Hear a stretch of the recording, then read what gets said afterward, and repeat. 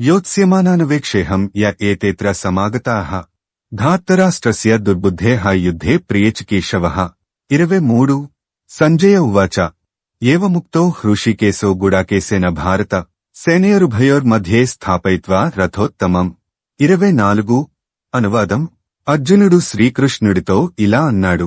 దుర్బుద్ధిగల ధృతరాష్ట్రుని పుత్రుణ్ణి సంతోషపెట్టడం కొరకు అతని పక్షాన యుద్ధానికి వచ్చియున్న అందరినీ ఒకసారి నాకు చూడాలనిపిస్తున్నది.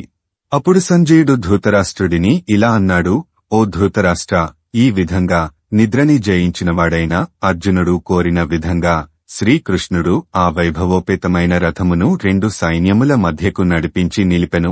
వివరణ: పాండవులను చిన్నతనం నుండి చాలా ఇబ్బందులు పెట్టి వారిని చంపడానికి ప్రయత్నించి అలాగే న్యాయంగా వారికి రావాల్సిన రాజ్యాన్ని ఆక్రమించి ముఖ్యంగా ద్రౌపదిని నిండు సభలో వస్త్రాభరణం కావించిన దుష్టబుద్ధి కలవారు అయిన కౌరవులు, వారి పక్షంలో పోరాడే దురుద్దేశంతో ఉన్న యోధులు, మహారాజులను అర్జునుడు ఒకసారి చూడదలచాడు. ప్రారంభంలో అర్జునుడు పరాక్రమంతో యుద్ధానికి ఆతురతతో ఉన్నాడు. దుర్యోధనుడు ఎన్నోసార్లు పాండవుల వినాశనానికి కుట్రలు పన్నాడు అని గుర్తుచేస్తూ దుష్టబుద్ధి వారైన ధృతరాష్ట్రుని తనయులను ప్రస్తావించాడు. అర్జునుడి దృక్పథం ఇలా ఉంది: న్యాయబద్ధంగా రాజ్యంలో సగభాగం మాదే, కాని అతను దాన్ని లాక్కోవాలని చూస్తున్నాడు. వాడు దుష్టబుద్ధి కలవాడు.